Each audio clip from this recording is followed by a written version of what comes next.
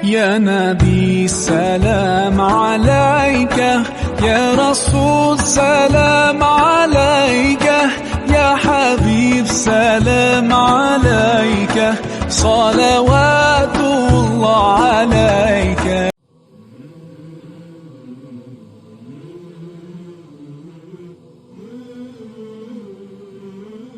میرا نام محمد یحییٰ ہے اور میری پیدائش ایک قصبہ جلال پور پیر والا میں ہوئی. یہ قصبہ اس زمانے میں ملتان کی سب تحصیل تھی، اب وہ پوری تحصیل ہے، اور یہ دریائے ستلج کے شمال میں واقع ہے. اس کے جنوب میں دریائے ستلج سے آگے پھر بہاولپور کی ریاست ہے. میرے نانا مولانا الہی بخش علیہ الرحمہ وہ بھی بہاولپور ہی میں رہتے تھے. مہند ایک قصبہ ہے جس میں وہ رہتے تھے، یہ چنی گوٹھ کے قریب ہے. اور میرے والد کی پیدائش بھی اسی علاقے کی تھی. اچ کے قریب ایک گاؤں ہے گمانی، جہاں کے مولانا حبیب اللہ صاحب بھی تھے. میری تعلیم ابتدائی جو ہے وہ جلال پور میں ہوئی، اور میرا تعلیم کا سلسلہ جو ہے باقاعدگی سے اسکول میں شروع ہو گیا. 60 میں نے بھی آنرس کیا، پھر اس کے بعد پنجاب یونیورسٹی میں آ گیا. تو پنجاب یونیورسٹی کے آخری وقت تک، طالب علم کے آخری وقت تک یہ سلسلہ چلتا رہا، یہاں تک کہ میری رسمی تعلیم جو ہے دینی اس کی تکمیل بھی ہو گئی. اور یہاں پنجاب یونیورسٹی سے میں نے ماسٹرز بھی کر لیا، اور اللہ تبارک و تعالیٰ نے یہاں بھی مجھے گولڈ میڈلسٹ بنایا. میں فرسٹ تھا اپنے اس بیچ میں. اس کے بعد پھر میں نے جاب شروع کی گورنمنٹ کالج رحیم یار خان. میرا جب رزلٹ آیا تو اس کے ایک آدھ مہینے بعد ہی مجھے آفر ہو گئی، تو میں وہاں چلا گیا. کچھ عرصہ وہاں رہنے کے بعد پھر 66 میں پنجاب یونیورسٹی جوائن کر لی، اور پنجاب یونیورسٹی میں شعبہ عربی سے وابستہ ہو گیا، اور 11 سال یہاں رہا. پھر میں 77 میں نائجیریا چلا گیا. تو نائجیریا میں پہلے 3 سال تو میں نے فیڈرل منسٹری آف ایجوکیشن میں ایز سبجیکٹ اسپیشلسٹ عربی اور اسلامیات، تو وہ میں نے گزارے وہاں. اور وہاں کی صورت یہ تھی کہ پرائمری اسکولوں اور یونیورسٹیوں کو چھوڑ کے ہمارا جو شعبہ تھا وہ سارے ادارے، کالجز، اسکولز، ان میں نگرانی کرتا تھا اکیڈمک اس کی ایکٹیویٹیز کی، تو خصوصاً تعلیم اور تدریس کی. اس کے بعد میں نے پہلے 3 سال پورے کرنے کے بعد وہاں کی یونیورسٹی سے آفر ہوئی مجھے. سوکوٹو جو ہے وہ نائجیریا کا، آپ یوں سمجھ لیں کہ وہ علمی اور اسلامی روایات کا مرکز ہے. تو اس کی یونیورسٹی میں نے پھر پڑھایا کافی سال، اور وہاں میں شعبہ عربی کا چیئرمین بھی رہا. پھر اس کے بعد میں پاکستان آ گیا. 1 سال کے لیے میں چیئرمین رہا بہاولپور میں اسلامی یونیورسٹی میں اسلامیات کا. 1 سال کے بعد میں وہاں سے آ گیا. اس کے بعد کا جو زمانہ ہے وہ پھر میں نے وابستہ ہو گیا دارالسلام سے. یہ چونکہ انٹرنیشنل اشاعتی ادارہ ہے تو اس میں نے کام کیا، اور ان کا جو شعبہ تحقیق ہے اس کے ساتھ وابستہ رہا. یہ بہت ہی ضروری سوال ہے، اس لیے کہ یہ بہت بڑا مقدمہ تھا اور بہت بڑا فیصلہ اس کا آیا. اس فیصلے کی سب سے بڑی اہمیت کا پہلو یہ ہے کہ وہ انگریز کا دور تھا. بہاولپور بھی انگریز ہی کی زیر نگین تھا. وہاں کے نواب صاحب بھی انگریزوں ہی کی مرضی سے نواب تھے، اور اس کے بغیر وہ نہیں آگے چل سکتے تھے. لیکن اللہ نے یہ کیا کہ اس دور میں بہاولپور میں باقاعدہ وہ ادارہ جو مسلم تھا اس نظام میں، اس محکمے میں یہ مقدمہ اپنی آخری سٹیج پہ آیا، اور فیصلہ ہوا، اور حق کے مطابق فیصلہ ہوا. اور اس میں یہ جو جد و جہد ہے یہ تقریباً 10 یا 11 سال تک چلتی رہی. 26 سے یہ سلسلہ شروع ہوا، اور 35 کے آخر میں 35 میں درمیان میں آ کے اس کا فیصلہ ہوا. یہ ایک خوبصورت روداد ہے. اس لیے خوبصورت ہے کہ اس میں اللہ کے رسول صلی اللہ علیہ وسلم کی ختم نبوت پہ ایمان، اس کے ساتھ وابستگی کیا تھی، کیسی تھی ان لوگوں کی، انہوں نے اس کے لیے کیا کیا قربانیاں دی، مخالفین نے کیا طریقے اختیار کیے، کتنا زور لگایا، کیسے اپنے خزانوں کے منہ کھولے، کس طرح سے ہر قیمت پہ اس مقدمے کو اپنے حق میں فیصلہ کروانے کی کوشش کی. اور اس فیصلے سے پہلے ضلع ملتان کی عدالتوں میں بھی وہ فیصلہ ان کے حق میں ہو چکا تھا مرزائیوں کے، اور خود پوری جو فارمل 3 سٹیجز تھی مقدمے کی بہاولپور کی عدالتوں میں بھی انہی کے حق میں ہو چکا تھا. یہ تو ایک آخری اپیل تھی جو اللہ نے جس میں فیصلہ واضح کر دیا، اور یہ ایسا مقدمہ لڑا گیا کہ جس میں دونوں طرف کے چوٹی کے لوگ تھے. مسلمانوں کی طرف سے بھی چوٹی کے اسکالرز تھے، اور ان کے بھی اس سے زیادہ بڑے اسکالر ان کے ہاں بھی موجود نہیں تھے جو ان کی طرف سے یہاں ریپرزنٹیشن کے لیے آئے تھے. تو یہ جو مقدمہ ہے اس کا امپیکٹ بہت بڑا پوری دنیا کے مقدمات میں بعد میں پڑا. اس کی وجہ یہ تھی کہ یہ کوئی کہہ نہیں سکتا تھا کہ جی یہ تو کسی صرف مسلمانوں کی ریاست ہے، یہ تو انگریز کے دور کی بات ہے. اور اس میں یہ آخری اپیل تھی اور اس میں سب کو سنا گیا. اور وہ اللہ کا شکر ہے کہ جو دلائل مسلمانوں نے دیے مرزائیوں کو کفر کے، اور جو دلائل مرزائیوں نے اپنے حق میں دیے، نہ ان کے پاس اس سے بڑھ کے کوئی دلائل موجود تھے جو وہ پیش کرتے، ان تمام دلائل کا ریکارڈ موجود ہے اور وہ روداد 3 جلدوں میں چھپ گئی ہے. اور اگر مرزائی یہ کل کو کہیں بھی صحیح کہ نہیں جی وہ تو مسلمانوں کی ایک ریاست تھی، بھئی مسلمانوں کی ریاست تھی، تمہارے آقا انگریز کے تابع تھی. اور نمبر 2 یہ ہے کہ مسلمانوں کی ریاست کو چھوڑو، جو تم نے کہا وہ سارا بھی عدالت کے ریکارڈ کا حصہ ہے، اور جو مسلمانوں کی طرف سے کہا گیا وہ بھی سارا عدالت کے ریکارڈ کا حصہ ہے اور قیامت تک کے لیے موجود ہے. اس کو کھنگال لو، تمہارے پاس کوئی نئی دلیل ہے تو بات لے آؤ. عدالت نے جو فیصلہ کیا تھا اس کے علاوہ کوئی فیصلہ ہو ہی نہیں سکتا تھا. تو یہ اس مقدمے کی اہمیت ہے. یہ شروع کیسے ہوا؟ یہ ایک ایمان افروز داستان ہے. بات یہ کہ جو میرے نانا ہیں مولانا الہی بخش علیہ الرحمہ، یہ دیر غازی خان کے ایک دور دراز علاقہ راجن پور کے قریب گاؤں کے رہنے والے تھے. تو یہ ابتدائی زندگی جیسے گزری جیسے عام کسان کی گزرتی ہے. تو جب یہ کچھ شعور سنبھالا، بڑے ہو گئے، شادی بھی ہو گئی تھی، تو اس وقت ان کو یہ خیال آیا کہ مجھے دین کا علم سیکھنا چاہیے.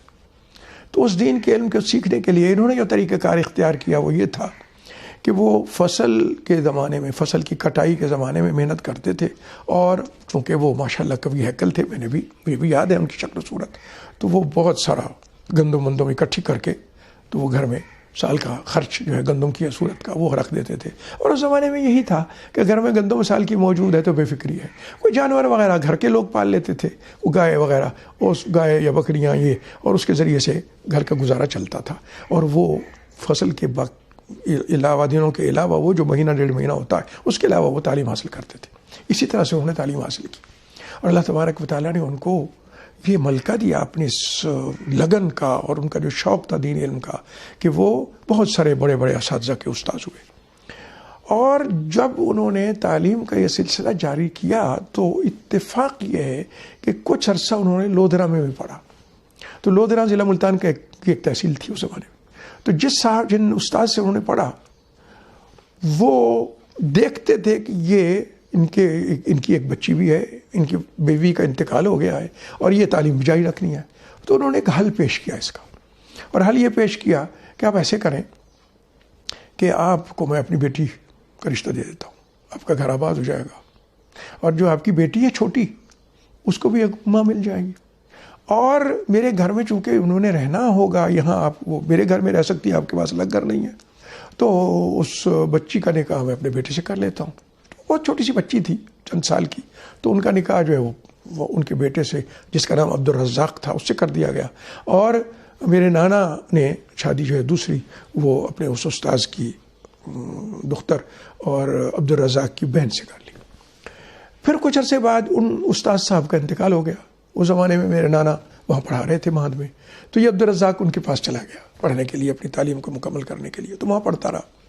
تو اس زمانے میں وہاں طالب علم تھا، تو اس نے مطالبہ کیا کہ جناب آپ میری منکوحہ جو ہے اس کو رخصت کر دیں. تو میرے نانا نے ان سے کہا کہ وہ تو بہت چھوٹی ہے، بلوغت ہی نہیں ہے اس کی، تو اس کو میں کیسے روانہ کر دوں. لیکن وہ اصرار کرتا رہا، اتنا زیادہ اصرار کیا کہ نوبت بعض اوقات تلخی تک آ گئی. تو اس پہ مولانا الہی بخش صاحب کو یہ خدشہ ہوا کہ کیا مسئلہ کیا ہے اس کا، کیوں کہتا ہے. تو وہ لودھرا گئے اور جا کے تحقیق کی تو پتہ چلا کہ یہ اپنے والد کے مرنے کے بعد مرزائیوں کے ہتھے چڑھ گیا اور مرزائی ہو گیا ہے. تو یہ آغاز ہوا اس مقدمے کا. اس نے اپنے جماعت کے جو قانونی خزانے تھے ان کی بنیاد پہ یہاں لودھرا میں، اس کے بعد ملتان میں یہ مقدمے شروع کر دیے کہ جناب میری بیوی کو رخصت نہیں کرتا یہ میرا جو ہے سسر، اور مجھے یہ حق دلایا جائے. تو انہوں نے یہ مقدمے شروع کر دیے. اور میرے نانا نے مقدمہ شروع کر دیا بہاولپور میں جہاں وہ رہتے تھے کہ میری بیٹی جو ہے وہ مسلمان ہے اور وہ چھوٹی ہے، کم سن بھی ہے اور مسلمان بھی ہے، اور یہ شخص مرزائی ہو گیا ہے، وہ بالغ بھی ہوگی تو میں اس کو بھیج نہیں سکتا. تو یہ مقدمے دونوں طرف شروع ہو گئے. اور اتفاق یہ ہے کہ دونوں جگہ مقدمے مرزائیوں کے حق میں فیصلے ہوتے رہے. تاکہ اور اتنے عرصے میں وہ بچی جوان بھی ہو گئی. اور جو فیصلے ملتان میں ہوئے تھے انگریزوں کی عملداری میں، وہ عبدالرزاق جو ہے وہ وہاں سے پھر لوگوں کو بیلفس کو لاتا تھا کہ جناب ان کا اجرا کروایا جائے، اس بچی کو پکڑا جائے اور میرے سپورٹ کیا جائے اس کو. یہ ایک بہت شدید آزمائش کا دور تھا. اور جو میری خالہ مجھے بتاتی ہیں اور جو میں نے اپنے بڑوں سے سنا، وہ یہ تھا کہ یہ اس حد تک اتنی کثرت سے وہاں بیلف لے کے جاتے تھے کہ ان کے لیے بڑا مشکل تھا کہ کیسے تحفظ کریں اپنے. تو دونوں باپ بیٹی کو چھپنا پڑتا تھا.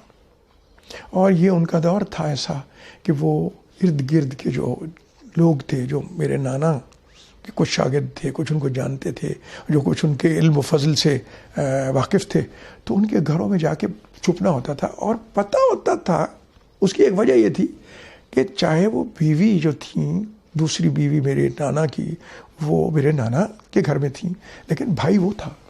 اور زمانے کی خواتین میں یہ بڑی بات تھی.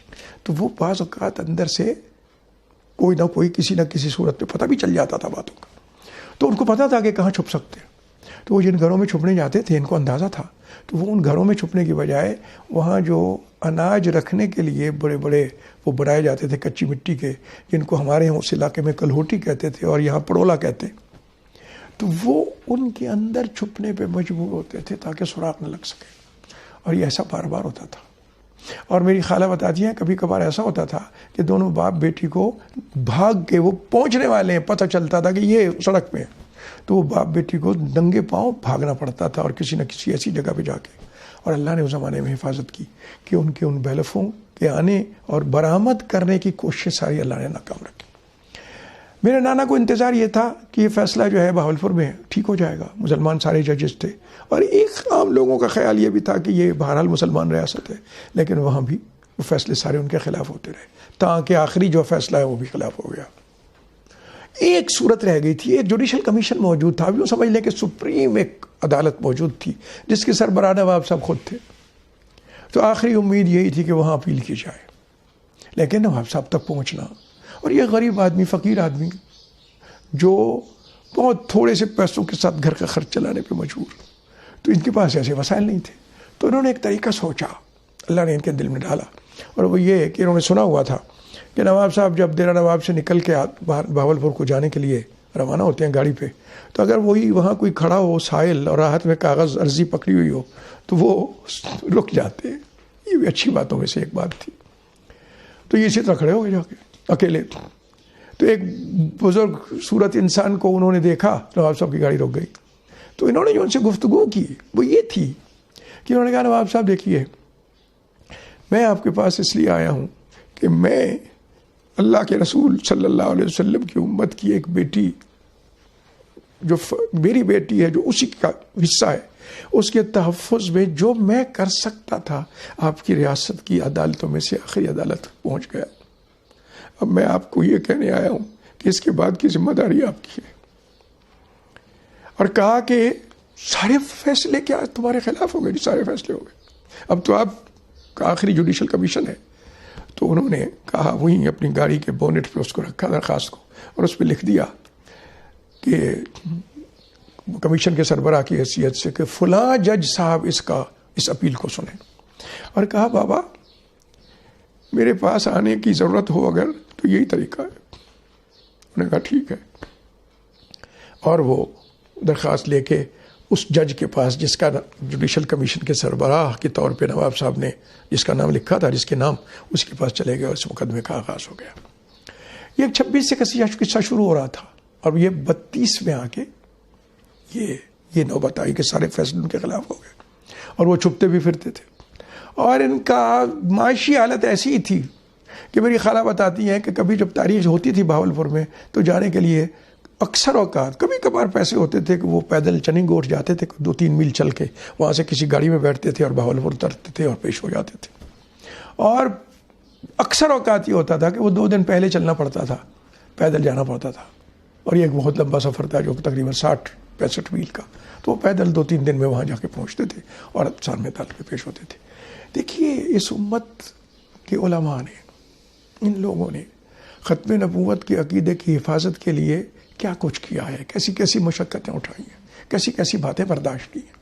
اسی طرح وہ سلسلہ چلتا رہا. جب آخری مرافعہ کی بات آئی تو انہوں نے اپنے دوستوں سے جامع عباسیہ میں مولانا غلام محمد گھوٹوی سے اور جو ان کے دوست تھے علماء، ان سے کہا کہ بھئی اب یہ تو آخری مقدمہ ہے، اس میں تو ہمیں پورا زور لگانا پڑے گا. اب اس میں ہم مل کے کر سکتے ہیں، میرے پاس اپنے پاس تو سخت نہیں ہے، میں تو یہاں آنے کے لیے میرے پاس تو کرایہ بھی نہیں ہوتا. تو وہاں پھر ایک کمیٹی بن گئی.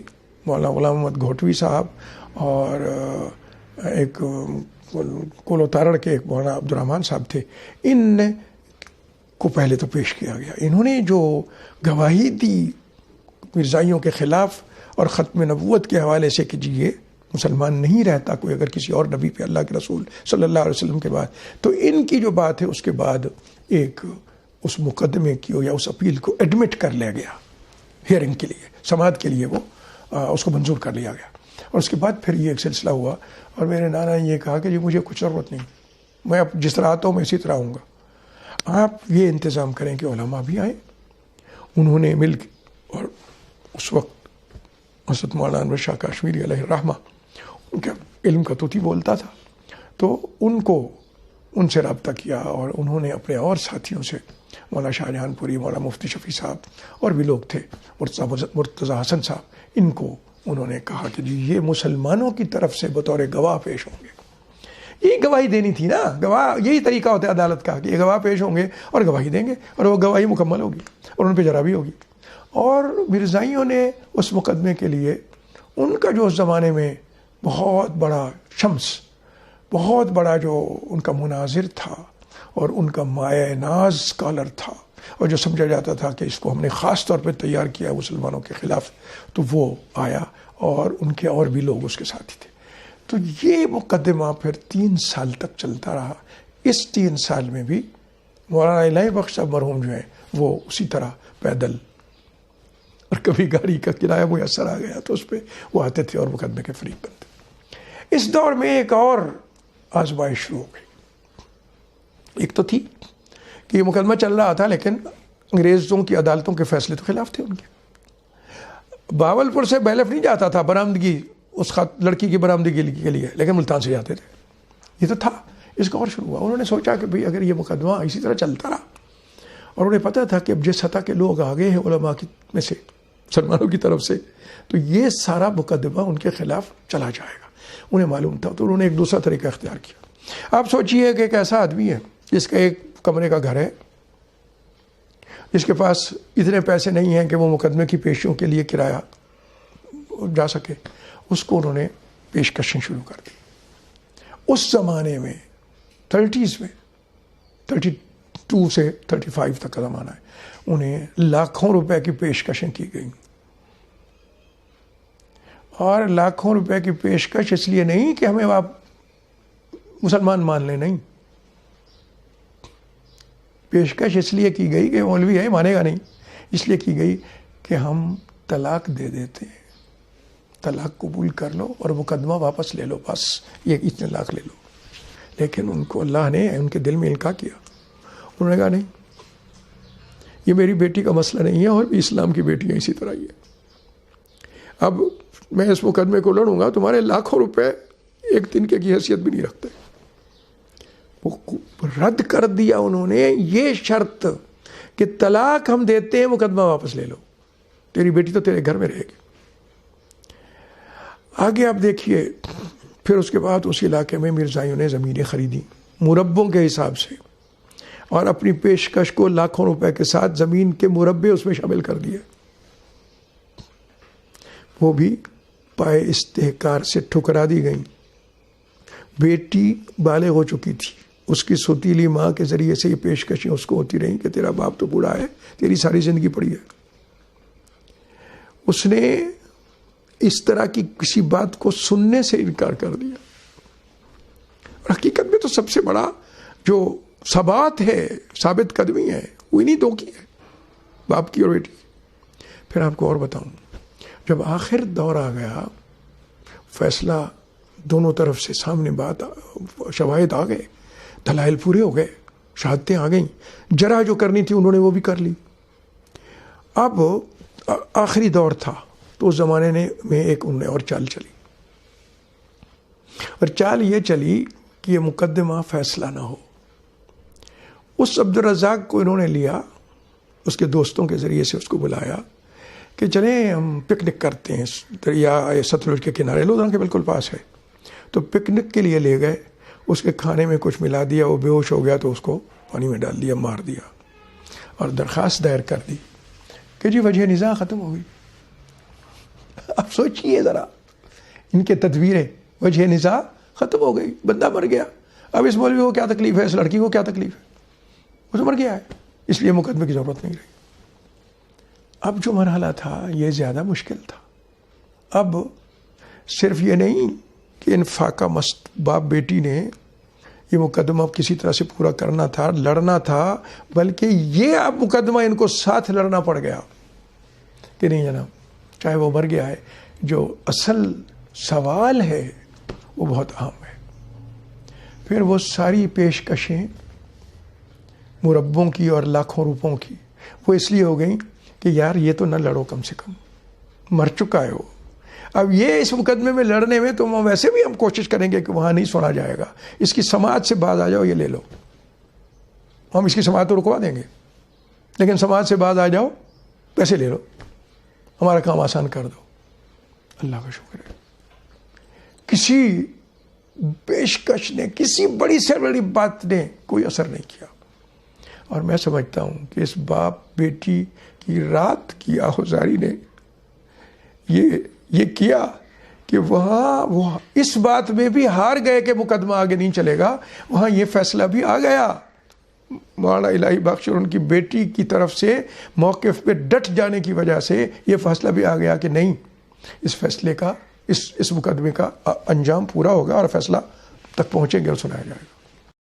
دیکھیے ایک یہ سوال کہ والدہ اس فیصلے کے بعد 35 میں فیصلہ آیا، اور 35 ہی میں میرے نانا نے اپنے شاگرد مولانا عبدالحق جو بعد میں چلے گئے باہر الہاشمی، ان سے مشورہ کیا. تو اتفاق یہ ہے کہ مولانا عبدالحق صاحب میرے والد صاحب کو اپنے بیٹوں میں سے ایک بیٹا قرار دیتے تھے ہمیشہ، اور میرے نانا بھی میرے والد کے استاذ تھے، تو انہوں نے ان کا نام لیا اور دونوں کو اتفاق ہو گیا، اور والد صاحب کے ساتھ اسی سال ہی بغیر کوئی وقت ضائع کیے بغیر نکاح ہو گیا. یہ 35 میں ہی نکاح ہوا. میں سمجھتا ہوں کہ مولانا الہی بخش اور ان کی دختر، ان کا مشن اللہ نے یہاں تک مکمل کروا دیا کہ وہ سارا مقدمے کا ایک ایک لفظ نہ صرف یہ کہ نکل آیا، محفوظ ہو گیا، چھپ گیا، دوسرا ایڈیشن بھی چھپ گیا اس کا. تو اس میں انہوں نے مولانا امیر سید الماجد اللہ ان کو برکتوں سے نوازے اور رحمتوں سے نوازے. انہوں نے پھر سراغ لگایا کہ مرحومہ کا خاندان، تو وہ والد صاحب تک پہنچے، پھر مجھ تک پہنچے. تو اس میں والد صاحب نے بھی ایک حصہ لکھ کے دیا اس مقدمے کے حوالے سے اور ذاتی حالات جو ہے، اور میں نے بھی اپنی والدہ کے حوالے سے لکھ کے دیا، اور وہ پڑھنے والا ہے الحمدللہ. اس میں ان تمام چیزوں کی کچھ جھلکی بھی آتی ہے، اور یہ بھی پتہ چلتا ہے کہ یہ کیسے لوگ تھے. سچی بات یہ ہے کہ یہ امت خیر الامم ہے، اور اس میں بظاہر عام سے نظر آنے والے لوگ جن کے رہنے کے لیے ایک کمرے کے مکان کے علاوہ اس سے زیادہ کچھ نہیں ہوتا، اور جن کے پہننے کے کپڑے بہت سادہ ہوتے ہیں، جن کے جوتے ٹوٹے ہوئے ہوتے ہیں، ان میں سے بھی کیسے کیسے لوگ پڑے ہوئے ہیں کہ دنیا کی بڑی سے بڑی پیشکش کو ٹھکرا کے بھی وہ اپنے دین پہ نہ صرف یہ قائم رہتے ہیں بلکہ اس دین کا دفاع کرتے ہیں اور زندگی کے آخری لمحوں تک کرتے ہیں. اللہ تبارک و تعالیٰ ان کو غریق رحمت کرے اور ہمیں اسی ورثے کو آگے بڑھانے کی توفیق عطا فرمائے.